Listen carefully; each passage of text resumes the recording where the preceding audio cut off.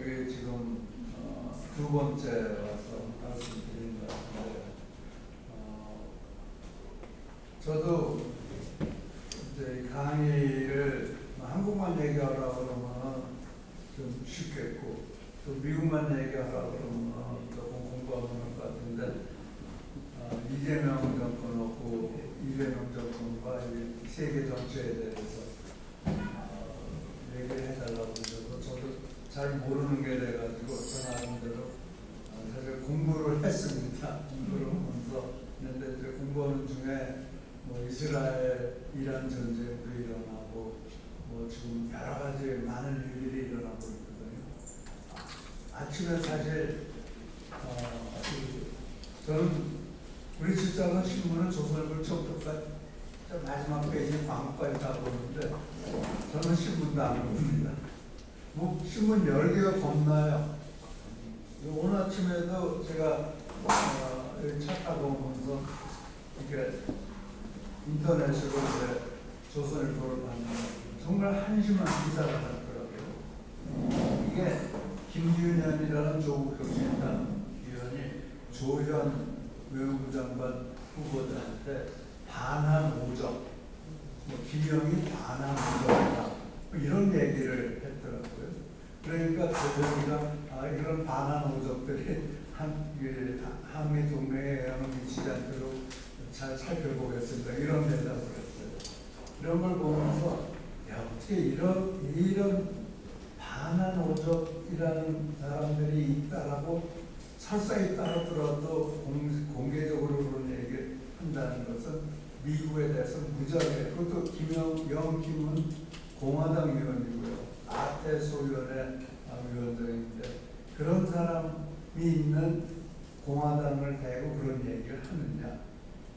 제가 옛날에 제시 햄스라고 노스캐롤라이나 상원의원이 있었는데 이 사람이 아주 엄청난 반 DJ였습니다.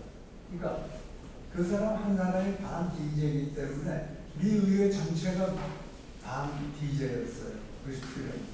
근데 반 의회가 DJ를 반대하면은 한국 선거지만 한국에서 대통령 되기 어려웠습니다. 그래서 그 사람을 어떻게든지 설득시키기 위해서 엄청난 노력을 했습니다. 근데 이게 정부 차원에서 반한인이 이런 얘기를 공개적으로 한다는 것은 이 정권 자체에 커다란 문제가 있다. 한미 관계 정말 먹구름이다, 이런 생각을 합니다. 조현이는 외무부 장관이 아닙니다. 외무부 장관이 이것에 대해서 제대로 대응을 하지를 못해요. 정말 한심한 일입니다. 이게 지금 이재명 정권의 미래를 보여주는 모습이 아닌가 그렇게 생각을 합니다.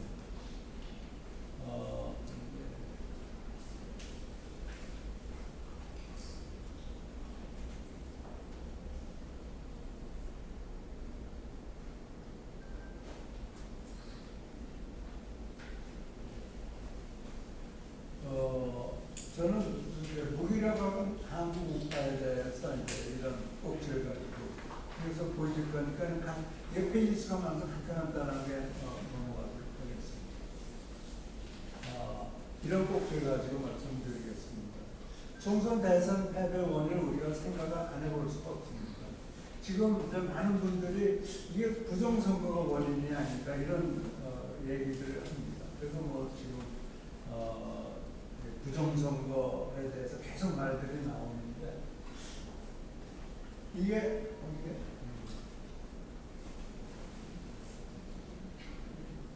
부정선거가 원인이라면 이게 참 이 얘기는 저는 납득하기 어려워요.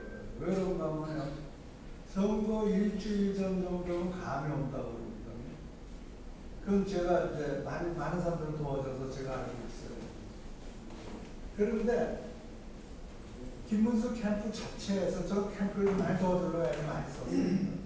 2, 3일 전에 저한테 모두 절망하고 있어요. 5에서 10%짜리를 지내는데 캠프 자체가 그렇게 얘기하고 있었어요. 정도 전. 그래서 이게 완벽한 선거라고 할 수는 없겠지만 부정선거라고 하기에는 정말 힘듭니다. 그리고 선거를 패배해서 원인이 있을 거 아니에요. 원인은 분석 안 하고 자꾸 부정선거 얘기만 하면요. 앞이 보이지 않습니다. 그래서 제가 이 원인을 제가 보여드리겠습니다. 왜 전? 정치는 도덕도 아니고 민주화 투쟁도 아닙니다.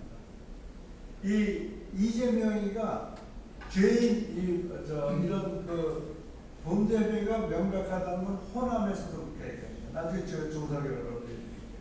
그럼에도 불구하고 총선에서 승리했어요. 총선에서 승리한 것도 지금 왜 승리했는지를 보여드릴게요. 또 김문수는 자기가 청렴 결백하다는 얘기만 자꾸 해요. 자기 도덕적인 사람입니다. 근데 정치는요, 도덕도 아니고 투쟁의 역사도 아닙니다.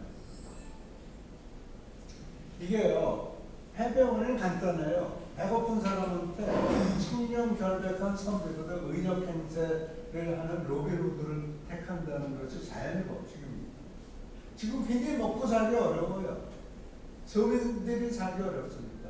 22천이라고 합니다. 먹는 걸 하늘로 삼는다고 그러지 않습니까? 그런데 이런 정치 근본과 현실을 국민의힘과 김문수는 완전히 외면하고 있어요. 글로벌 시각으로 본다면 김문수의 엘리트주의가, 이게 엘리트죠. 청렴결백한 선비라는 엘리트주의. 그런 엘리트주의가 이재명의 파퓰리즘 대결에서 패배한 겁니다. 이재명의 현금 살포 공약이 맥혀 들어간 겁니다. 이 현금 살포 계획을 계속 얘기해요. 근데 김문수하고 우파들은 엘리트주의에 잡혀가지고 대응을 못했어요. 그러고 진 겁니다. 돈을 뿌린다는 거예요. 돈 뿌린 사람이 이게 옛날에 고무신 뿌리고 선거했잖아요. 똑같은 거예요. 김문수가 승리할 수 있었습니다. 얼마나 승리할 수 있었어요. 이게 주머니를 채워준다. 결국 각종 우파 방법을 주머니를 채워주는 건 세금 감면밖에 없거든요. 세금을 줄여서 해야 된다. 감세 정책의 핵심 메시지가 되어야 되는데 이걸 안 했어요. 왜 감세 정책이 핵심이 되어야 되는지 제가 조금 더 지나면서 보여드리겠습니다.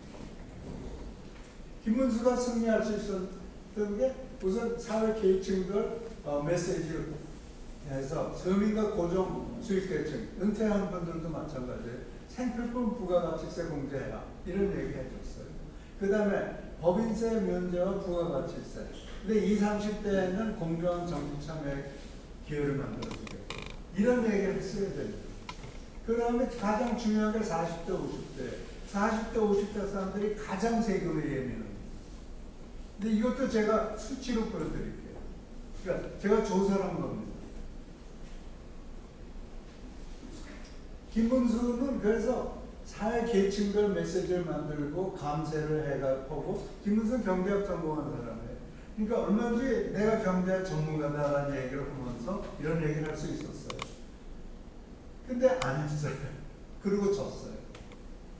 제가 24년 민심에 대해서 제가 사실 한강 포럼에 와서 제가 말씀드렸는데 내년 총선에, 그러니까 24년 총선에 하나는 공약이고 하나는 공천이다. 그래서 공천이 대통령에 부담되지 않도록 하기 위해서 오픈 프라이머리 해야 된다는 얘기를 제가 여기서 드렸습니다. 그러니까 안 했죠. 그 다음에 경제정책은 이 작은 정부 기업의 자유 책임으로 가야 된다. 그래서 제가 법인세 줄이고 고용중대하는 기업은 법인세 더 감면해주고 규제 풀어야 되고 정부를 줄여야 되고 끝으로 이런 소득세를 줄여주고 그 다음에 간접세 부가가치세를 몇 년간 감면해서 서민이 먹고 살게 해줘야겠다. 이런 말씀을 제가 재작년 11월에 가서 말씀드렸습니다.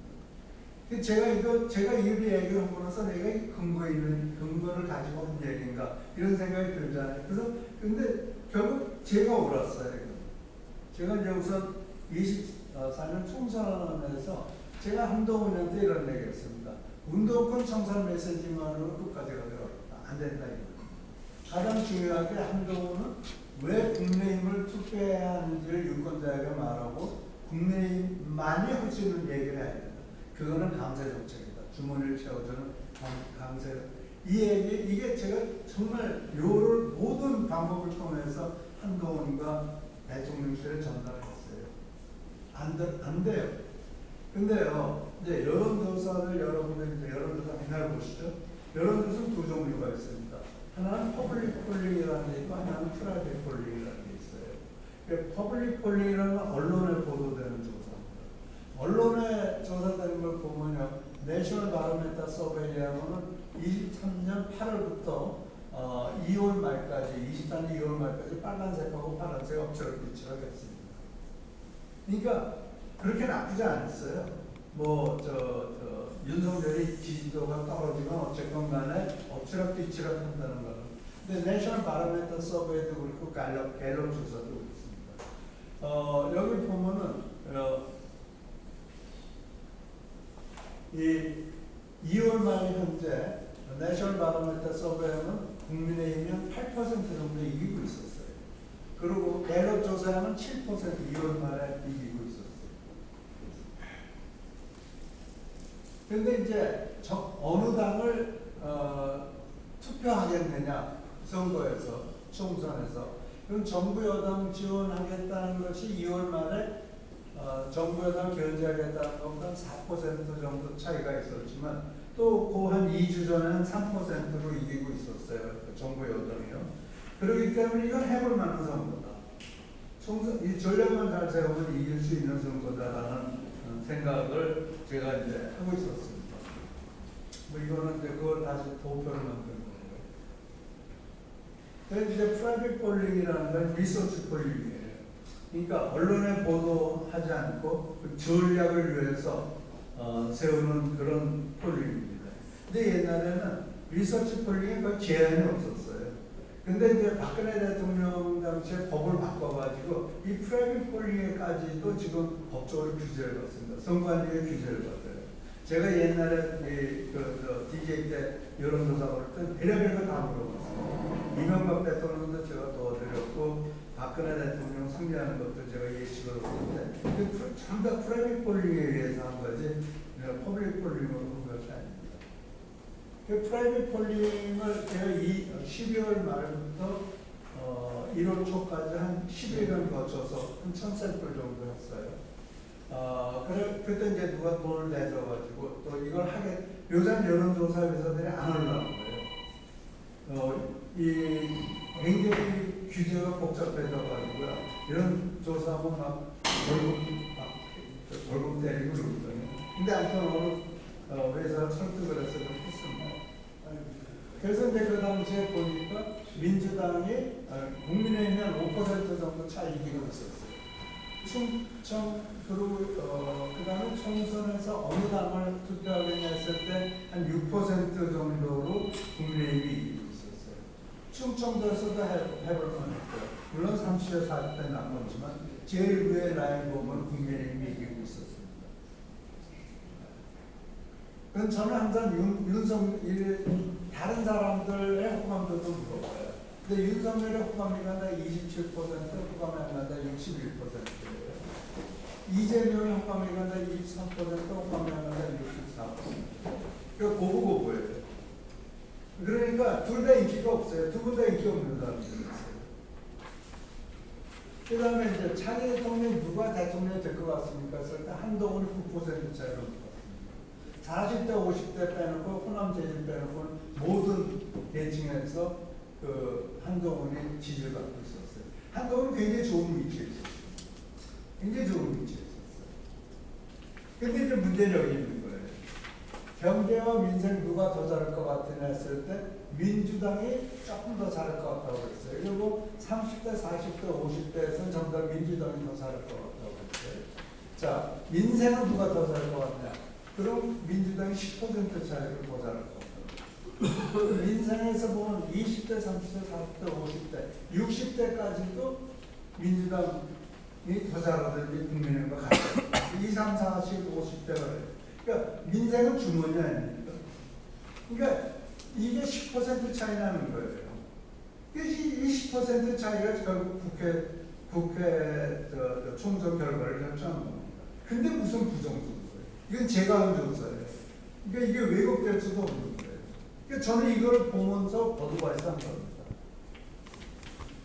자, 윤석열 정권, 검찰독재 정권과 공감한다 47%, 공감한다 38%. 더불어민주당이 이재명의 사당이다 50%가 공감한다고 했어요. 가장 중요한 거는 차기 총선 야당을 심판하고 비정상적인 국회를 정상화시키는 선거다 했을 때 공감한다가 45%예요. 여기서 보면 50대를 빼는 모든 영향계층에서 국회를 정상화시켜야 된다고 했어요. 이게 얼마나 좋은 메시지입니까? 40대, 50대 저렴은 아까 제가 소득세, 세금 얘기했죠. 소득세 높다. 이게 31%가 높습니다. 50대 보세요. 50대에서는 43%가 세금이 높다고 보겠습니다. 가장 좌파거든요. 이 40대는 30%가 됐어요. 그 다음에 생필품에 대해서 부가가치세 10% 면제해요. 이게요, 찬성이 45% 차이로 높습니다. 모든 연령계층에서 그래요. 그 다음에 중소기업에 부과되는 부가가치세 10%에서 5%로 낮춰. 이게 모든 연령이 그렇습니다. 40대, 50대 다. 그러니까 가장 중요한 건 세금입니다. 그럼 그리고 세금을 줄여주면 경제가 나빠진다? 반대입니다. 그럼 네 가지 증명을 했어요. 특히 부자들한테 세금을 면제해준다는데 중소층의 세금을 면제해주는 경제사입니다. 그게 이미 다 증명된 거예요. 아일랜드도 마찬가지고 미국도 마찬가지예요. 그런 게 증명이 된 거예요. 그런데 여기서 보면요, 이재명의 다양한 범죄 혐의 명백하다. 이게 34% 차이로 명백하다고 나왔어요. 호남에서도 그래요. 호남 저희들 38%, 30%예요. 40대, 50대도 마찬가지였어요. 저 사람 범죄입니다. 그럼 명백하다. 이런 게 이 여론조사로 나옵니다. 이게 뭐 갤럽에서 한 것도 아니고 MBS에서 한 것도 아니고 제가 한 겁니다. 그러니까 제가 한 거니까 제가 자신 있게 말씀드립니다. 그러니까 제가 23년 11월에서 말씀드린 제 생각에 내 생각이 이랬는데 내 생각이 옳은가를 검증하는 게 여론조사. 그래서 그걸 검증한 게 결국 이 조사예요. 그래서 이게 옳은 거예요. 그래서 제가 이 민주당으로 기울어진 여성 유권자들과 40대, 50대에서 한동훈은 그들의 주머니 채워줄 대체의장을 기다리고 있다. 그런 걸 얘기를 해요. 무슨 운동권 정산한다는 얘기만 하고 다니고 나중에 2조 심판하다. 이게 정치는요 말로 하는 게 아닙니다. 정치 말로 해서 되는 게 없어요. 정치는 주머니 채워주겠다는 약속이 가장 중요한 거예요. 국민이 바라는 거는 그런 걸 바라는 거지. 운동권 청산에서 뭐합니까? 지금 윤희숙이가 무슨 당에 친한 청산한다는데 그게 무슨 관계가 있어요? 정말 어리석은 거예요. 똑같은 한동훈이나 윤희숙이나 윤석이나 다 똑같은 사람들. 정말 다 어리석은 사람들. 그러면 이번 총선 대선 패배 원인은 민심은 몰랐어요. 들려주는 민심도 현실도 들으려고 하지 않았어요. 제가 아무튼 1월 달에 보고서를 쓰면서 제가 이제 굉장히 많은 사람들한테 얘기를 했어요.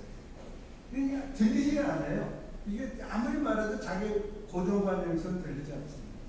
선거 전례란 개념이 없고 즉흥적이고 또 위기의식이 없었어요. 위기의식이 있으면 얘기를 들어보기라도 했어요. 근데 당 내부가 분열돼 있었고 가장 중요한 거는 불평등에 대한 양극화 극복이라는 시대정신에서 그 시대정신을 이해하지 못하고 있습니다. 이 시대정신에 대해서 제가 잠시만 말씀드리겠습니다. 이재명의 파퓰리즘에 그 당과 김문수 한동훈의 엘리트주의가 대부분이었어요. 엘리트주의예요. 가장 큰 문제는 엘리트주의. 미국도 민주당도 엘리트주의예요. 엘리트주의에 빠져 있어요. 지금 우리 보수도 엘리트주의에 빠져 있습니다. 그러니까 제가 그래서 무기력한 미국 민주당, 무기력한 한국 좌파 우파 이렇게 말씀드린 게 그 엘리트주의를 말씀드립니다. 대선 패배 후에 보수 우파 모습은 내 책임 아니고 네 책임이야. 다 네 책임이라는 얘기만. 언론에 나온 보도가 다 그래요. 내 책임이야 백화점 시절. 너 때문이야. 우리는 잘했어. 너 때문이야. 다 이러고 있지 않습니까? 마찬가지예요. 그러면 지방선거는 포기한다고 그러지 않습니까? 이런 한심한 정당이 어디 있어요? 뭘 몰라요? 그 어떻게 일어나야 되냐? 제가 윤석열 추락을 장기표 씨가 예측을 했죠. 근데 저는 장기표 씨하고 정반대로 생각하는 사람인데, 정반대로 생각하는 사람인데 같은 시점에 와 있더라고요. 저하고 장기표는 TV에도 많이 나가고 그래서 저하고 무척 친했습니다. 그 장기표 부인이 지난 6월 달에 조선일보에 그 인터뷰한 기사에 나온 얘기예요. 장기표가, 저는 작년 9월에 세상 떠났거든요. 근데 7월 달에 쓴 책에서 이대로 가면 탄핵은 시계 문제다. 그리고 윤 대통령이 살 때는 조기 사태다. 이런 주장을 이 책에서 했다고 그러더라고요. 그건 안 읽어봐서 몰라요. 언론에 보도된 것만 봤어요. 장기표는 왜 그렇게 위기감을 느꼈는가? 장기표 서울법대 나오지 않았습니까? 그러니까 이 윤 대통령 선배, 그 초기에는 자기만 자기하고 이렇게 대화가 많았는데, 이상민 장관하고 김건희 여사 문제를 하니까 그다음 딱 끊었거든요. 그러고 나서 총선에 지고 나니까 극우 유튜브 보면서 정치를 하고 있구나. 그래서 이거 안 되겠다. 조기 사퇴해야 된다. 이런 얘기를 했다는 거예요. 그러니까 생각 있는 사람은 윤석열 대통령의 추락을 몰락을 예측하고 있었던 거예요. 그러니까 이게 그냥 뭐 좌파가 들고 일어나서 그게 아니에요. 자기 스스로 저는 구멍을 파고 들어가고. 저는요, 지금 대한민국의 실정치인이라는 무엇인가? 지금 생각을 해봤습니다. 뭐 너무 뻔하지 않습니까? 우리는 독립국가 수립이라는 그런 시대 정신이 있었고, 빈곤 극복이라는 시대 정신이 있었고, 산업화 선진화, 그 다음에 자유민주주의 시대, 그 다음에 지금 불평등에 대한 양극화 극복 아닙니까?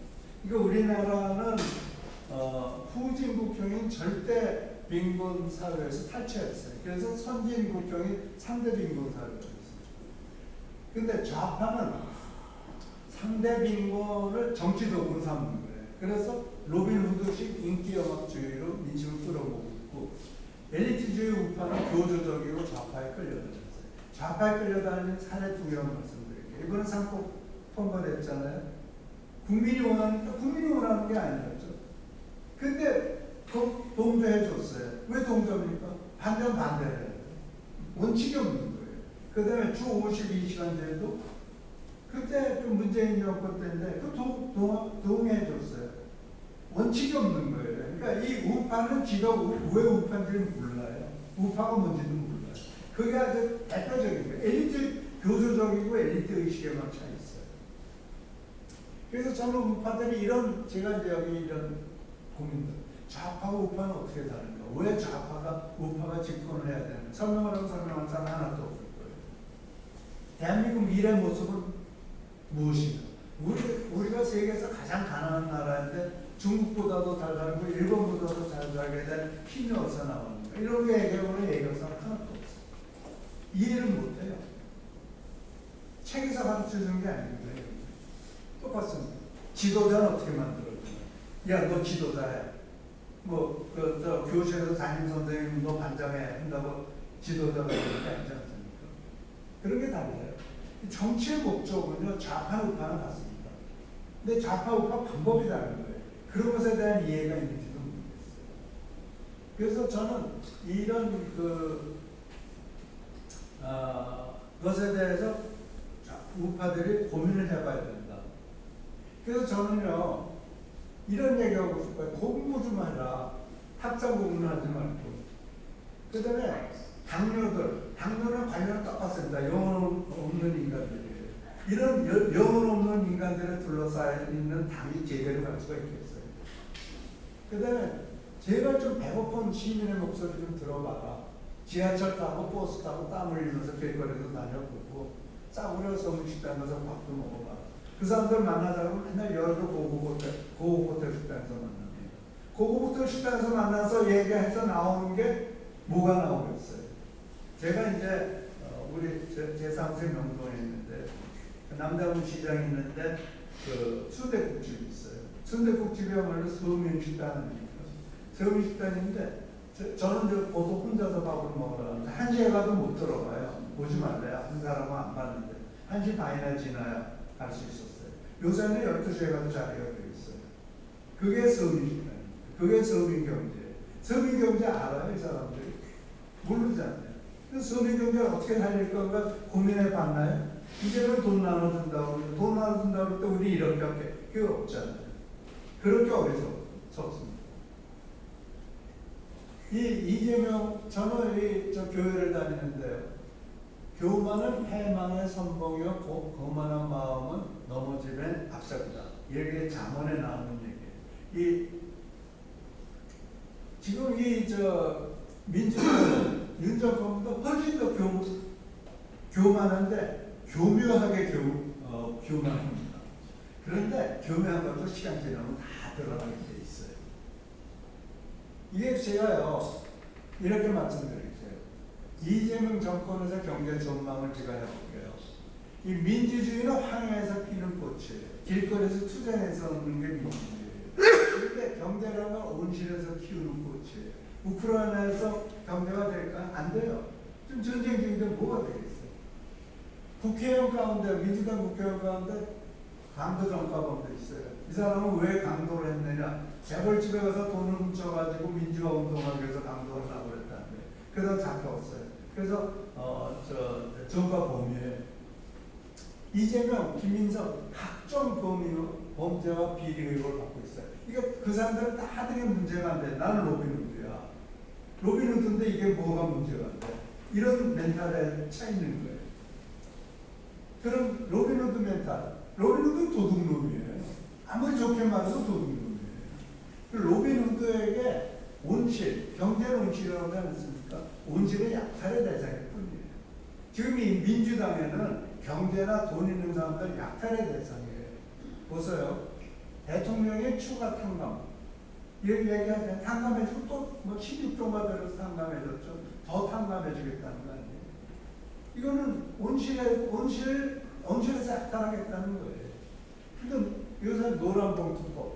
이게 민주당에서 추진해. 노동계도 이건 아니라고 그러는데 민주당이 이렇게 추진한다. 이번에 노동부 장관되는 지금 부산공은 완전히 연공주의자 아닙니까? 근데 거기다가 지금 이거 약탈하겠다는 거 아니에요? 이게요. 경제는 온실 속 화초라고 저는 생각을 하고요. 안보, 정치 안정, 자유 이게 보장이 돼야 돼요. 그래서 예측 가능성이 있어야지 경제가 생겨납니다. 근데 어느 하나라도 부족하면 경제는 시들어요. 야국강치 이재명의 야국강치 황해 이재명의 안보, 정치 안정, 자유를 보장할 수 있습니다. 그래서 굉장히 어렵다는 거예요. 이 윤석열 정권의 붕괴는 윤석열 정권과 한동훈의 교만이 가장 큰 원인이었다고 생각합니다. 나의 말 안 듣기 시작하는 건 교만하다는 증거입니다. 자기 말만 하고 자기 생각만 한다. 교만이 가장 큰 원인이에요. 성경에서도 보면 모든 왕들은 망하는 왕들 다 교만 때문에 망합니다. 좌파는 무소 불위의 권력을 잡았다고 하는 교만에 빠져 있어요. 자신들이 뭐 하는지 대한민국이 어떻게 하는지도 몰라요. 그 사람들은 오늘만 생각하고 있습니다. 그런데 모든 지도자의 멸망은 교만에서 시작합니다. 교만은 지도자의 도덕성을 해이시키고요. 나라의 붕괴는 이 지도자의 도덕성 해이는 국민 도덕성 해이가 됩니다. 예를 들어서 정부가 빚 갚아줄 텐데 왜 갚나? 그래서 은행에 채무 있는 사람들 안 갚는 데잖아요. 그게 언론에 나온 거. 왜 갚냐? 크레딧카드 왜 갚냐? 정부가 탕감해 줄 텐데. 아까 이제 여자 선생님이 저한테 DJ 때 농가 부채판 거 잘못된 거죠. 그것도 DJ가 머릿속으로만 생각을 해요. 감옥 속에 있어서 머릿속으로 생각한 게 그거예요. 현실은 전혀 몰라요. 머릿속으로만 생각해서. 인기영합주의의 이재명 정권 어떻게 될 겁니다. 저는 이런 말씀을 드리면서 여러분들이 판단하시게 하실 거라고 생각합니다. 시간이 얼마나 있는지 모르겠는데요. 제가 지금 Make America Great Again, 이게 이제 지금 트럼프가 하는 거 아닙니까? 그래서 여러 꼭지에 대해서 간단하게 말씀드리겠습니다. 이스라엘 이란 전쟁이 이제 미국이 이 세 군데를 공격을 했죠. 핵무기 만든다고 해가지고. 사실 전문가들도 예측을 못하고 있었어요. 그리고 미국이 개입한다고 뭐가 될까? 가디안지 같은 데서도 그런 얘기를 했어요. 그리고 지금도 예측을 못하고 있어요. 근데 이게 보면요, 미국과 이스라엘은 굉장히 공조를 하고 있었어요. 그래서 이게 언론에 나온 거예요. 미국을 개입하는데 네타냐후가 뭘 도와줄까?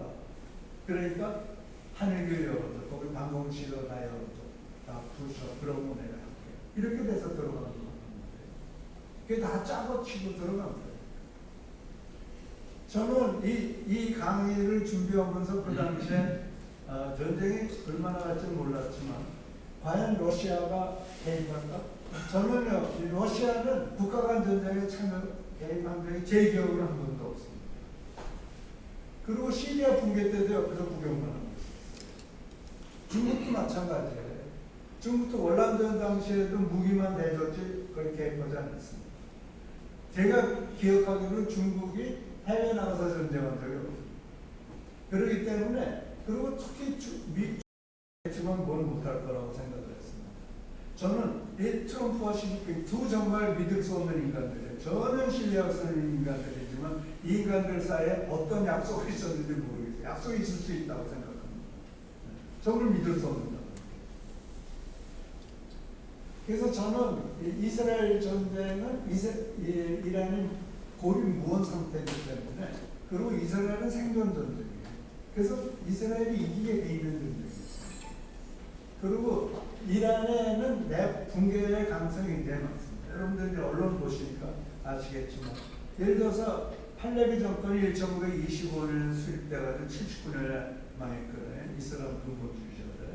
그리고 지금 이슬람 근본주의자들이 46년간 이끌어왔어요. 이 사람들의 모토가 뭔가 하면 2030년까지 이스라엘을 붕괴시킨다는 게 목표였어요. 그 붕괴, 그 타겟이 없어져 버렸잖아요. 나라는 건 목표가 있어야 돼요. 그 목표, 도저히 2030년, 2040년, 50년대도 이건 이스라엘을 붕괴시킨다는 건 거의 불가능하다고. 그러니까 나라의 존재의 이유가 없어졌거든요. 여기 보면요, 1978년 당시에 이란의 국민 개인 소득이 2,500불이고 우리가 1,000불이었습니다. 지금 2024년에 이란의 국민 개인 소득이 5,700불이에요. 우리가 3만 5천불이에요. 이렇게 뒤집혔어요. 지금 5만 7천불이라면요, 아시아에서 대충 월남이나 물론 저 말레이시아 같은 곳에서도 훨씬 못하고, 중국보다도 못하고, 이 말레이시아나 필리핀이나 그런 수준입니다. 그러니까 옛날 페르시아 아닙니까? 얼마나 대단한 나라. 저 대단한 나라가 저 이슬람 독재로 정말 중진국으로 떨어져버립니다. 그러니까 저기 내부 붕괴될 수밖에 없습니다. 국가의 목표가 없어졌어요. 이제는 독재자들이 먹고 사는 그런 그라운드 외에는 아무런 존재 이유가 없는 나라입니다. 그래서 저는 이 고립무원에 일하는 선택이었고 이스라엘 목표 도달했고, 그리고 상당 기간 정동은 미국 영향권에 있었고, 미국에서 일부 반대가 있었지만 중국 반대가 다 사라져버렸습니다. 그래서 사실 이스라엘이라는 전쟁은 미국을 가장 법을 맞다고 생각을 할 수 있습니다. 이란이라는 데를 중동을 완전히 장악을 했습니다. 이건 이제 사실은 저는 이 글로벌 파퓰리즘에 대해서 잠시 말씀드리고 싶은데요. 글로벌 파퓰리즘은 이제 이게 뉴욕타임스 기사를 제가 이제 인용을 한 건데요. 이 글로벌 파퓰레이션의 근거는 바탕은 사회 전반에 대한 불신에서 시작이 됩니다. 그리고 시스템이 조작되고 부패하고 악의적이라는 그런 확신에서 시작. 그러니까 시스템, 나라가 붕괴되고 있다라는 그런 믿음에서 시작이 됐다라고 보고 있습니다. 그래서 미국에서 여론조사한 거 보면 국가가 쇠퇴적이다. 거의 60%였습니다. 시스템이 망가졌다. 60%. 정치 및 경제 엘리트는 성실한 노동자들에게 신경 쓰지 않는다. 69%. 전문가들은 우리 삶을 이해하지 못한다. 67%. 이게 미국 조사인데 다른 전 세계 27개국에 쌓였는데 대충 다 비슷하게 나왔다. 그러니까 정부가 우리를 버리고 있다. 엘리트가 우리를 버리고 있다라는 그런 생각에 잡혔기 때문에 파퓰리즘이 시작이 된다는 겁니다. 몇 가지 사례를 들었는데요. 도널드 트럼프의 리쇼어링, 이게 마가로거든. 불법유민자 주관으로 리쇼어링이라는 건 해외에 나가는 생산들이 다 미국으로 가져오겠다는 건 지금 관세 가지고 하는 게 다 미국의 생산기지가 되겠다는 거거든요. 그 생산기지는 누가 하는 거예요? 노동자들이 하는 거예요. 그 레드넥터, 어려운 사람들이 하는 거예요. 시진핑 제일 처음에 부패 정상. 약발이 떨어지니까 절대빈곤 퇴치. 약발이 떨어지니까 서민공연. 약발이 떨어지니까 동북공정. 약발이 떨어지니까 홍콩 합병했죠. 그것도 이제 약발이 떨어지기 시작하니까 대만 위협하기 시작합니다. 푸틴도 마찬가지예요. 처음에 부패 정상. 반 기득권, 반 엘리트 운동했어요. 그 다음에. 그러고 나서 약발이 떨어지니 크리미아 먹었죠. 크리미아 먹고 나서 그게 벌써 10년이 넘지 않았습니까? 2014년이니까. 그러니까 우크라이나 전쟁으로 가는 거예요. 내일 생각할 필요 없어요. 자기 권력을 장악하기 위해서는 우민들을 속이는 겁니다. 유럽의 브렉시트, 영국이 EU에서 탈출한 게 뭡니까? 반이민, 반난민. 그것 때문에 시작한 거 아니에요. 유럽 전체가 좀 반난민. 근데 유럽은요, 이민하는 사람들 없으면 먹고 살 수 없어요. 제가 미국에 있을 때 이제 노르웨이 같은 데 출장 가잖아요. 여름에 가면 거기 온 사람들이 그 당시에 공산주의니까 폴란드 같은 데 와서 농부 일을 했어요. 그러니까 지금 농업이라든지 이런 가장 기초 산업을 움직일 인력이 없습니다. 그러니까 이민이 반드시 있어야 돼요. 이민을 어떻게 현명하게 하는 건데 무조건 반대하는 거 아닙니까 지금? 그다음 이제 페론이 이제 가장 먼저라고 볼 수 있고 룰라도 카스트로 그다음에 차베스 그다음에 인도의 지금 모디 수상 같은 사람들 다 이기영합주의자다. 국내 이기영합주의라는 거 여러분들이 다 아시니까 제가 말씀드릴 필요가 없고요. 이게 트럼프의 파퓰리즘을 어떻게 이 사람이 파퓰리즘을 하고 있는가를 갖다가 뉴욕타임스에서 분석한 거예요. 여기서 보면은 여러 가지 이게 있는데요. 미래 세대의 부채를 떠넘기고 현재 세대 복지. 미래는 미래야. 내가 아닙니다. 지금 중요해. 지금이 중요하다는 거예요. 그래서 그래서 지금 미래로 갈 돈을 끌어다가 현재 쓴다는 게 지금 트럼프의 파퓰리즘 핵심입니다. 그리고 행정명령으로 모든 걸 다 한 거예요. 듀 프로세스, 법적 프로세스를 다 스킵해버려요. 근데 지금 현재 의회 대법원을 장악하고 있잖아요. 그러니까 그게 가능해지는 거예요. 그러니까 도저히 되면 안 되는 건데 하는 게 그 상권 분립의 상권을 다 장악하고 있기 때문에 그래요. 다수결이라는 제도 자체가 다 무시해버려요. 그게 지금 이게 트럼프가 문제시거든요. 그래서 제가 이제 구글한테 물어봤어요. 야, 글로벌 파퓰레이션이 뭐야?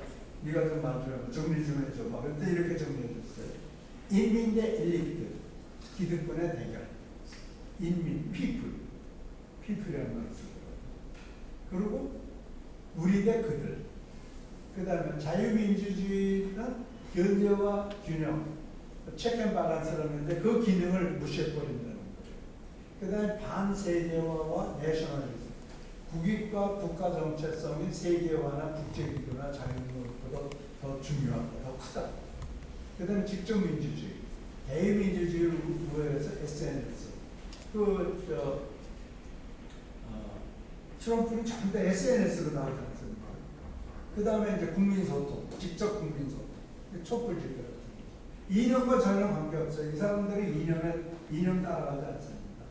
그냥 자기 눈앞에 보이는 대로 하는 거예요. 좌파우파 다 지금 파괴를. 그게 인민 대 엘리트의 대결 구도로 간다는 거예요. 이게 이제 구글 AI에다가 물어보니까 이렇게 얘기해요. 제가 어떻게 정리하나 고민을 하다가 여기다 물어보는데 이렇게 정리를, 이게 맞다. 이렇게 내가 여기다 소개를 해드려요. 그래서 이제 인기영합주의의 주요 특성을 제가 물어봤어요. 인기영합주의의 주요 특성이 뭐라고 챗GPT에다 물어봤어요. 그랬더니 엘리트 대 순수한 국민 구조.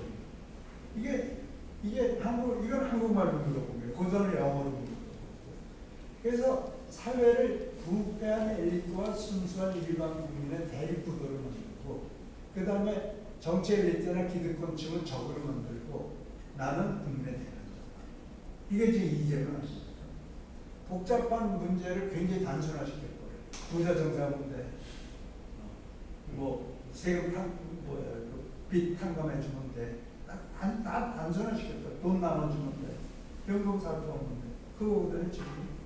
그 다음에 이제 예를 들어서 유럽 같은 데 외국인만 없으면 일자리 생겨. 이런 거거든요. 모든 걸 단순화시킬 거예요. 그리고 선동적인 공약. 그 다음에 감정정치. 예를 들어서 무상복지 확대, 대출 탕감, 일자리 무조건 보장. 이게 실현 가능성 없는 거죠. 그렇죠. 일단 진로고 보는 거. 이게 이제 인기영합주의, 감정정치. 그 다음에 두려움, 자존심, 이런 거. 그 다음에 민주주의 제도를 갖다가 우습게 보고. 그 다음에 카리스마적인 지도자 중심. 여기 보면 지도자 결단이 중요하지 의회 결정이 중요한데 우리나라 딱 그렇지 않습니까? 그 다음에 양극화는 점점 더 심해집니다. 사회의 갈등은 점점 더 심해지게 됐어요. 우리가 아니면 저기다. 이분법적 사고. 이게 지금 전 세계의 강국입니다. 그래서 프란체스코 교황도 세상 떠나기 전에 지금 같이 가면은 독일의 히틀러 같은 사람이 나타났어요. 히틀러도 인기영합주의였거든요. 그 당시에 주의실 묘하니까 반인대주의로 지적한 거예요. 그러면서 가다가 보니까 약간 자꾸 떨어지니까 그 다음에는 전쟁을 이긴 거예요. 그 사람이 전쟁에 이길 수 있다고 생각했을까요? 쳤잖아요. 그리고 참혹했잖아요. 거기에 동조하는 게 그 당시 우습죠? 참 우스워요. 그 당시에 스탈린 있고 무솔리니 있고 일본의 군국주의가 동시에 있었어요. 무솔리니가 있어요. 그리고 나중에 스탈린이. 지금 우리나라는요, 푸틴, 시진핑, 도널드 트럼프, 이재명 같은 정말 위험한 사람이에요. 이런 위험한 파퓰리스트들한테 우리가 둘러싸여 있습니다. 우리나라가 지금 현실이 그래요. 파퓰리즘이 위험한 이유는 파퓰리스트는 예측 불가능하고 기회주의적 돌변성 때문에. 그럼 언제 변할지, 어떻게 변할지 알 수가 없습니다. 어저께는 이태원 참사 유족들 만났죠. 내일은 또 누구 만날지 몰라요. 그러다가 이제 자기 약발 떨어지면 또 무슨 짓 할지 몰라요. 그게 가장 큰 문제라는 거예요. 파퓰리스트는 지금만 생각하지 미래는 생각하지 않는다. 현금 살포, 빚 탕감 같은 짓 하는 지도자한테 이 백성들이 지금 열광하고 있지 않습니까? 이게 굉장히 위험한 겁니다. 그래서 파퓰리즘은 대단히 위험해요. 전 세계적으로 위험합니다.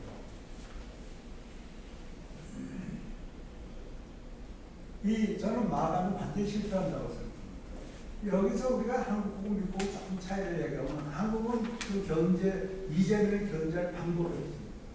미국은 그래도 트럼프를 견제할 수 있는 방법이 있어요. 그러면 주 50개가 다 거의 독립적으로 움직일 수가 있거든요. 그래서 내년 중간선거가 되면 상당한 견제가 붙을 수 있습니다.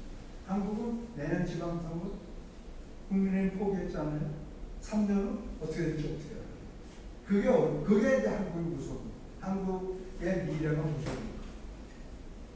저는 이제 제가 미국 가서 공부할 때 내가 원래 전기공학과를 가가지고요. 그래서 통계학과로 갔거든요. 오해했어요. 우리 선생이 달나라 착륙선 개발한 분이에요. 근데 우리 그 교수가 말이 1950년도대에 개발된 테크놀로지를 했다는 거예요. 여러분들 이 지문, 저는 이제 통계학을 했기 때문에 지문이 이게 통계 이론이거든요. 근데 이 통계 이론에 의해서 지문 인식 기술이 60년도대 다 개발됐어요. 그리고 70년대 FBI 같은 데서 지금은 DNA로 하지만 옛날에 지문으로 다 했어요. 근데 막대한 컴퓨팅 파워가 필요하죠. 그러니까 지금 지문 기술도 벌써 5, 60년짜리 개발돼요. 자동차, 자동차. 제가 미국 가서 대학교에 가서 보니까 이미 자동차 커다란 운동장에서 자동운전 시험하고 있었어요.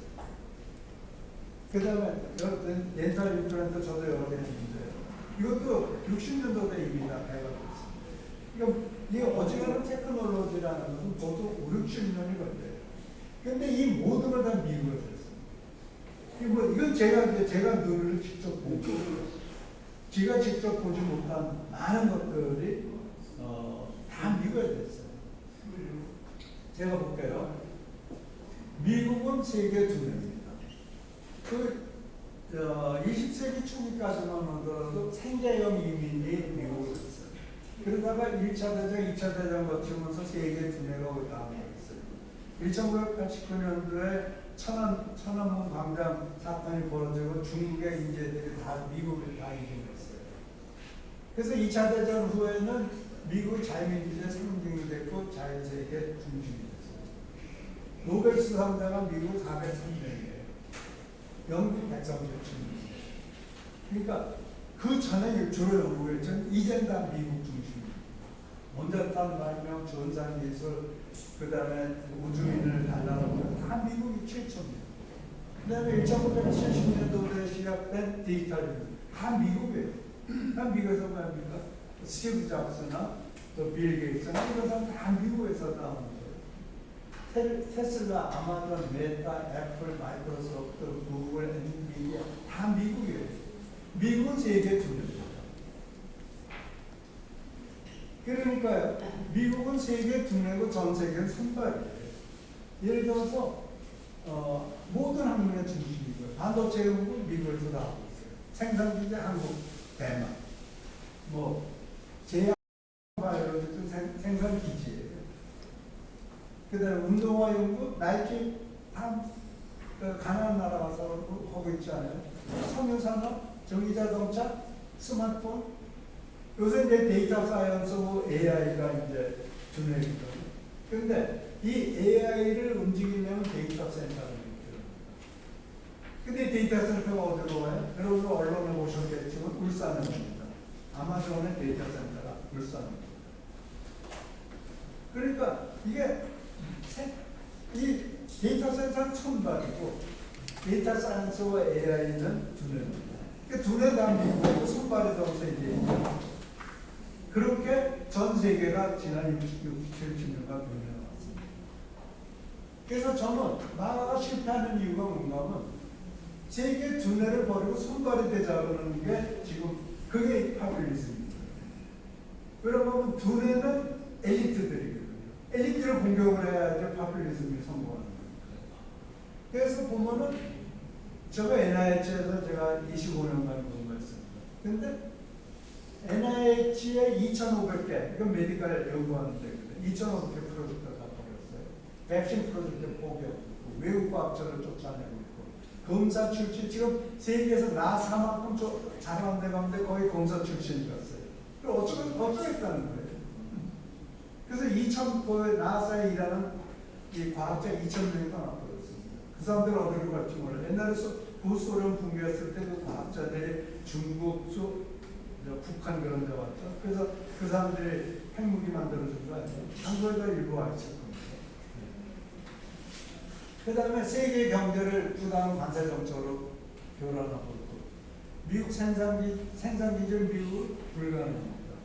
제가 잠깐 설명드릴게요. 이 아마존이 왜 한국에 SK하고 힘을 합쳐가지고 데이터 센터를 울산에 만들어요? 저기 때문에. 반드시 그렇죠.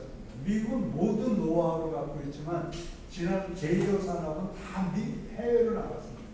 그러니까 제조 산업과 이 두뇌와의 가장 중요한 차이가 있습니다. 이 두뇌를 위해서는 대학이 활성화돼야 돼. 근데 제조를 위해서는 고등학교, 기술학교가 활성화돼야 돼. 이게 여러분들 생각해 보세요. 대학교 가는 사람은 기술적 하려고 그랬어요. 손으로 하는 거 하려고 그랬어요. 머리로 하는 거 같아요. 그러니까 손으로 하는 건 뭐예요? 고등학교 나오고 직업학교 나오는 거예요. 그래서 미국은 이미 교육제도 자체부터 그렇게 지금 두뇌 산업으로 가고 있습니다. 미국에서요, 지금 이 데이터 센터를 돌리려면 80만 명이 필요해요. 80만 명의 기술자들. 대학교 나온 두뇌가 아니고. 근데 지금 40만 명밖에 없다는 거예요. 그러니까 미국의 데이터 센터만 해도 돌아갈 수가 없어요. 이 기술자, 지금 기술 6, 70년간 교육이 기술자의 부족 현상을 만들어냈어요. 아마존 데이터 센터를 울산에 짓는 이유도 미국의 기술자가 부족합니다. 기술 교육하고 공과대학은 다르거든요. TSMC, Taiwanese Semiconductor Manufacturing Company. 이게 아리조나에 지었거든요. 그러면 아리조나에 있는 미국 사람들이 그 공장을 움직여야 되는 거예요. 누가 움직이고 있어요? 대만 사람들이 가서 움직이고 있어요. 그럼 공장만 아리조나에 있는 거고, 실제 이거를 움직이는 인력들은 다 대만 사람들. 그러면 미국에서 저걸 돌릴 사람이 없고, 렌탈도 안 돼 있고, 편안하게 사는 것만 주고. 그러니까 대만 사람들이 가서 TSMC를 아리조나에 짓고 대만 사람들이 움직이고 있다는 게 이제 언론에 보도가 됐거든요. 전기요. 지금 미래 산업은 전부 다 에너지 인텐시브한 산업이에요. 미국의 전기요금은 굉장히 비싸졌어요. 그 큰 문제를 좀 대두되고 있습니다. 미국에서요, 그 다음에 제조 시설에 대한 규제가 굉장히 어렵습니다. 제가 이제 저는 그 미국에 있으면서 그런 걸 많이 봤기 때문에 말씀드리는 거예요. 텍스타일 인더스트리의 가장 큰 문제가 문제였어요. 먼지예요. 옛날에 탄광 들어가면 탄광 먼지에서 폐가 뻥해졌잖아요. 텍스타일 공장에서 일하면 먼지가 많아서 럭이 브라운 럭이 됩니다. 그러면 그거를 규제해야 돼요. 그 규제를 맞추면 미국에서 옷을 못 만들어요. 그래서 제가 미국에 있을 때 나이키에서 그 규제를 맞추면서 하려면 신발한테 천불 든다. 이거 못 만드는 거예요. 누가 신불을, 어떤 사람들이 천불을 들고 운동화를 사서 신을 수 있겠어요? 제철 산업, 중기 제조 산업, 자동차 제조. 자동차 제조에 대해서 제가 재미있는 말씀 드릴게요. 미국 폴리스에서 경찰이 미국 자동차를 쓰겠다고 했어요. 미국 자동차는 무엇이야? 미국 자동차는 미국에서 만든다고 했어요. 1990년대였어요. 근데 그러면은 우리도 미국에서 만들어. 토요타도 우리도 미국에서 만들어. 그러고 보니까 포드, 제너럴 모터스, 크라이슬러 다 미국에서 만든단 말이에요. 그 다음에 그러면 미국 자동차가 뭐야? 부품을 제일 많이 쓰는 미국제 부품을 제일 많이 쓰는 게 미국 자동차예요. 제일 많이 쓰는 게 복수웨건. 그럼 복수웨건을 써야 되잖아요. 그래서 결국 바이아메리카 없애버렸습니다. 그리고 미국 회사에서 만든 포드를 썼어요. 그러니까 미국제라는 게 없는 거예요. 근데요, 미국이 지금 굉장히 혼선에 빠졌어요. 미국 귀화한 미국 시민권자도 쫓아내겠다는 거예요. 그러니까 지금 일론 머스크하고 싸우면서 막 그렇게 할 거예요. 그럼 막 환영해요. 그 다음에 미국에요, 우리나라도 의사가 부족하지만 미국에 1년 의사가 4만 명이 필요합니다. 근데 미국 의대에서 나오는 게 2만 8천 명이에요. 그 중에 10%가량이 딴 거로 들어요. 그래서 한 2만 5천 명이니까 한 1만 5천 명이 부족해요. 1만 5천 명을 해외에서 수입을 해봐야 돼요. 그런데 최근에 트럼프 비자 문제 가지고 입국 비자 문제 가지고 무슨 SNS 조사하고 그런 거. 그래서 의사들이 못 들어가고 있어요. 그러니까 미국의 의료 대란이 나고 있어요. 내가 아는 양반 허리가 아파서 진료를 받으려고 할 때 1년 후에 오라고 그러더라고요. 그게 지금 그래도 우민들은 트럼프 좋다고 그러거든요. 달러 가치가 10% 이상 떨어져요. 카나다하고 그런 원수가 없어요. 그 다음에 암다리. 암다니에 대해서 잠시에 또 말씀드리겠죠. 이 사람은 33살 먹은 무슬림이에요. 이 사람은 지금 뉴욕 시장 될 위기에 처해 있습니다. 그 다음에 미국이 2천억 불 의약품을 수입을 하고 있거든요. 근데 2천억 불 의약품을 수입하는데 1년 후부터는 거기에 관세 200%를 붙이겠다고 했어요. 근데 이 제약회사라는 것이 굉장히 어렵습니다. 이 공장에서, 제약회사 공장에서 컨타미네이션 돼 오염이 발생하잖아요. 그럼 그 오염을 다 클린업하는데 1, 2년 걸립니다. 공장 만드는데. 그렇게 어려운 거예요. 그렇지만 제 약값이 비싸니까 다 미국에서 만들어 싸게 팔아. 그렇게 주장하는 건데, 삼성 바이오로직스를 미국 가서 생산하고는 그 두세 배 값이 올라가요. 근데 이 우민들은 몰라요. 약값 비싸거든요. 그러니까 미국에서 안 만들어 하면 또 한 번. 그게 이제 파퓰리즘입니다. 그건 아까도 말씀드렸지만 미국 우주산업도 큰일 났어요. 이게 지금 미국 파퓰리즘이 굉장히 위험하게 가고 있습니다. 그래서 저는 트럼프가 다운폴 될 가능성이 굉장히 커요. 굉장히 큰 게 특히 이제 지금 지지도가 한 40% 선에서 가깝거든요. 그러니까 이제 그게 더 처지면 어렵고 특히 경제가 어려워지고 있습니다. 지금 물가 가는 사람들 물가니까 물가 너무 비싸. 다 그러거든요. 뭐 외식 외식 못해 너무 비싸. 뭐 햄버거 하나 가족들하고 나와서 적어도 40-50불 줘. 햄버거는 옛날에 가족들하고 10불이면 먹던데. 그러니까 물가가 그렇게 오르고. 그래서 중간 선거에서 중간 평가를 받고 나서 경제가 악화되고 그러면 레이더에 걸리지 않을까 이런 생각을 하는 거예요. 미국은 근데 이런 희망이라도 있습니다. 미국 좌파 이게 지금 미국 정치인들이 추가 배치해서 잡혀가요. 이민국 직원들. 이게 뭔가 하면 불법 이민에 대해서 항의 제출했다고 저 옆에 우측에 있는 건 미국 상원의원이 잡혀가요. 이런 사진들이 막 미국의 사진을 돌아다니고 얼마나 무기력해요. 그래도 아무것도 못하고 있어요. 그냥 당하고만 있어요.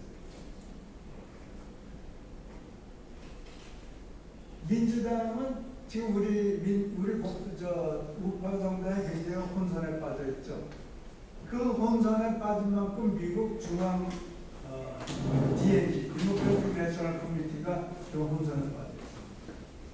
사태죠. 한국 보고 미국 제가 너무 시간 많이 아니 계속하세요. 네. 충분합니다. 그러고요.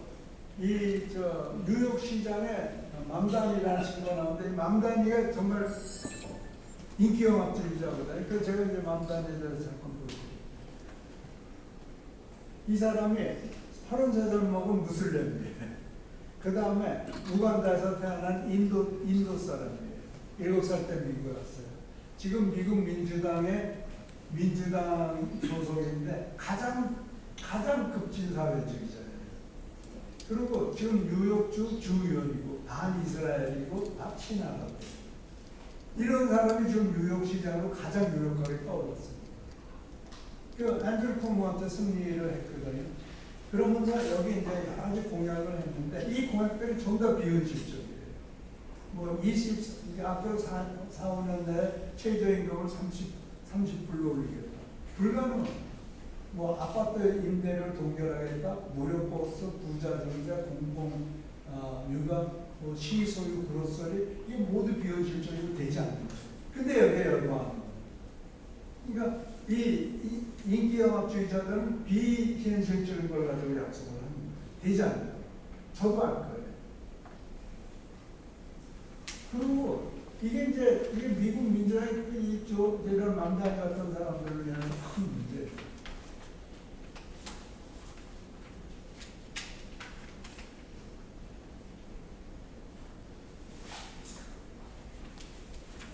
이 미국의 시대 정치를 이제 이렇게 봤더라고요. 전체주의 운동이 있었다. 그래서 그 결과가 러시아와 중국의 공산주의 혁명, 그 다음에 독일의 파시즘이 전체주의 운동, 그 다음에 복지주의 운동. 그 이제 루스벨트의 뉴딜 정책을 그걸 시작으로 보고 있고, 해방운동, 60년도대 반식민운동, 시민군운동, 페미니즘, LGBTQ라는 거는 L은 레즈비언이고 G는 게이고 B는 바이섹슈얼이고 뭐 T는 그런 성비행에 관련된 그런 거. 그다음에 그러고 나서 60년도 70년대고요. 80년대 돼서 시장 자유주의 운동, 그래서 레간, 마가렛 대처, 덩샤오핑, 고바체프 이런 사람들 그 부류에 집어넣더라고요. 그다음에 세계 파퓰리즘 운동. 그래서 도널드 트럼프, 빅토르 오르바나 헝가리 수상이고, 브렉시트, 영국이 EU에서 탈퇴한 거, 그다음에 나라누라 모디는 인도 수상, 푸틴, 시진핑 이런 사람들을 지금 현재 세계적 파퓰리즘의 중심이다 이렇게 보고 있습니다. 그래서 공화당은 이런 파퓰리즘이라는 시대 정책을 굉장히 민주당보다 잘 하고, 그 다음에 트럼프는 엘리트들이 미국을 망치고 있다. 엘리트들이 미국 망치고 있다. 엘리트 중에 엘리트가 어딥니까? 미국에서. 하버드 대학인데, 그러니까 하버드 공격하는 거예요. 엘리트들이 미국을 망치고 있다. 콜롬비아 대학은 항복했죠. 뭐 대학교 다 항복하고 있어요. 엘리트주의를 공격하는 그게 이 파퓰리즘의 핵심이. 그러니까 NIH 공격하고, 나사 공격하고, 학자들을 공격하고, 그런데 다 공격하는 거예요. 나사에 검사를 보낸다는 게 말이 됩니다. NIH 프로젝트 2,600개 외국 과학자들과 쫓아냅니다. 그 트럼프는 자유무역, 완전히 말하자면 정통적 보수에서 굉장히 깎으로 가고 있어요. 이게 지금 미국의 파퓰리즘입니다. 그런데 반면에, 그래서 이제 미국은 모든 것을, 여기 보면요, 이 대법원에서 트럼프의 이민자 8명 남수단을 추방한 걸 승인했어요. 8명이 합법적인 미국 이민자예요. 영주권 가진. 그 8명 중에 한국 사람도 하나 있어요.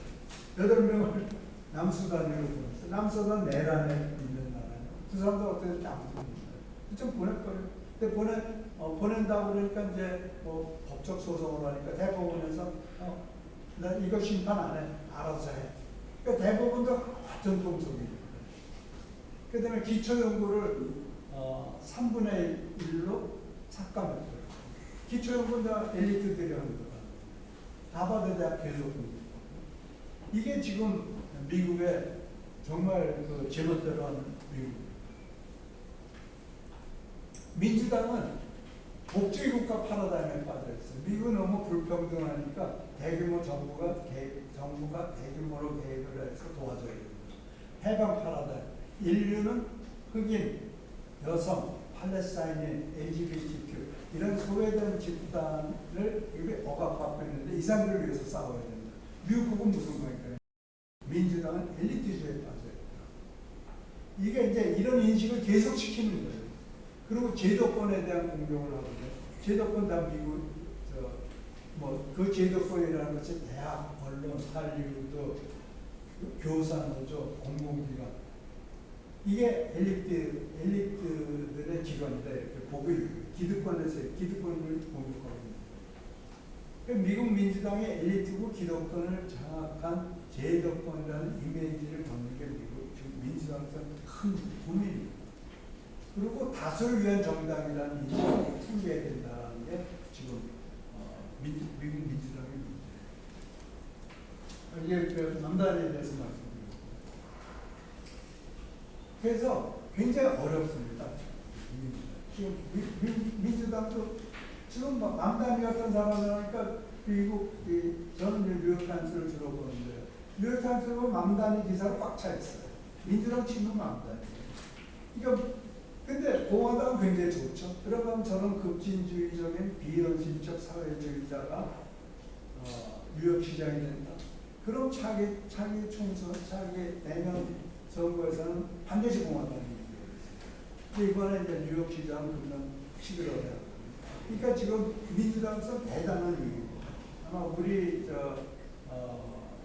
국민의힘보다는 더 큰 위기일 수 있어요. 그게 지금 민주당입니다. 근데 그것에 대해서 어떤 대책을 못 세우고 있어요. 아까 연 선생님이 어떤 대책을 저도 잘 모르겠어요. 한미관계 전망. 이게 이제 한미관계 이렇게 쭉 언론이 보고 있죠. 그래서 미국에서 한국은 미국, 경제는 중국 안 된다 이런 얘기까지 했어요. 근데 한미관계에서 미국이 과연 한국을 신뢰할까? 전 정권을 신뢰할까? 이종석 같은 자주파를 신뢰할까? 이게 문제예요. 그 다음에 언젠가는 문재인한테 너 USB에 못 하는 거 모르잖아요. 아무도 모르죠.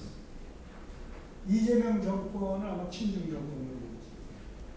그리고 김민석, 이종석, 그 다음에 이번에 노동부 장관, 이번에 조현 같은 외무장, 이 사람들 미국 누구를 사람인데. 근데 이런 사람들이 국정원장이 되고 뭐 총리가 되는 정권을 미국 신뢰할까요? 그 다음에 가장 큰 문제는 한국 일관성이 없었어요. DJ는 친미였고, 노무현은 반미였고, 이명박은 친미였고, 박근혜는 친미 친중을 아까락했고, 문재인은 반미였고, 윤석열은 친미였고, 이재명은 반미로 인식됩니다. 그리고 누구한테 초점을 맞춰요? 미국 정권, 미국 그 외교 정책. 이게 굉장히 어려워요. 미국 가장 중요한 게 싱크탱크. 싱크탱크들이 어떻게 생각하느냐. 그래서 저는 미국에 있을 때 항상 싱크탱크 사람들 거의 한 달에 한 번씩 만났어요. 그래서 한국에 대해서 얘기해주는데 지금 그런 사람들이 있을까요? 저는 이 미국 선박 MRO에 대해서 MRO가 1600조가 미 해군 선박 수리 사업을. 근데 최근에 싱가포르한테 줬잖아요. 그리고 지금 그게 아마 일본으로 갈 공산이 굉장히 큰 거예요. 일본에서 이런 선박 수리하기 위해서 굉장히 준비를 많이 하고 있어요. 과거에 많이 했고. 그러니까 이게 지금 중요한 거는 미국 정부가 우리를 신뢰해야지 이런 비즈니스 오는데 과연 신뢰할까? 저는 신뢰하지 않는다고 생각합니다. 한미관계 이게 언론에 나오는 거 보면 언론 보도입니다. 그런데 한미회담 아직 말도 안 나오고 있죠. 말도 못하고 이게 문제죠. 그 다음에 나토 불참석 이것도 문제. 뭐 정말 굉장히 한미관계의 언론 보도를 보면 굉장히 어둡습니다. 그래서 한미관계의 미래를 보면 한미관계가 불안하다. 국방안보도 불안하다. 그리고 미국 전문가들 이재명을 모릅니다. 근데 이재명에 대해서 보도되는 것, 또 과거의 언론 보도, 과거의 그 사람의 발언을 보면 다 반미국, 친중 반미국, 친북, 친중. 뭐 우크라이나 전쟁에 대해서 우크라이나 잘못이라고 표현했습니다. 그러니까 미국 사람들은 싱크탱크에 있는 사람들은 다 그런 거를 다 연구합니다.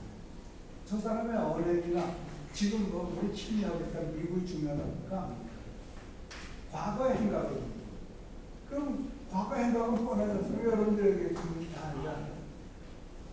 그리고 이재명은 반미 세력에 둘러싸여 있어요.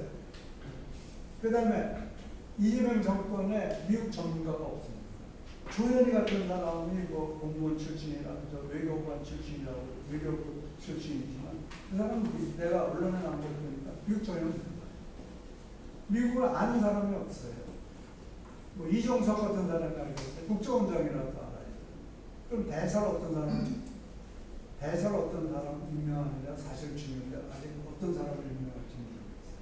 저는 그때 DJ한테 이용구 총리를 대사로 해야 된다고 제가 DJ한테 권유했고 이용구 씨가 DJ 정권 최초 대사로 이용구 씨는 미국을 굉장히 잘 아는 분이에요. 미국에서 공부하시고 그걸 한 번도 총리까지 그 다음에 청와대하고 직접 소통이 되는 그런 사람들이 가야 되는데 어떻게 할지 모르겠어요. 반원전, 친원전 지금 밟고 있지 않는데 저도 좀 알거든요. 미국의 MRO 사업은 건너고 방위산업 나토 안 가는 것이 굉장히 좀 치명적이거든요. 그 다음에 중국은 버려야지 우리한테 미국은 가야 돼. 근데 우리 그래서 상당히 어둡습니다. 이것에 대해서 누가 이런 얘기를 해줄 수 있는 사람이 있죠. 그렇죠. 이런 얘기를 해줘야 돼요. 근데 얘기할 사람이 없을 거예요.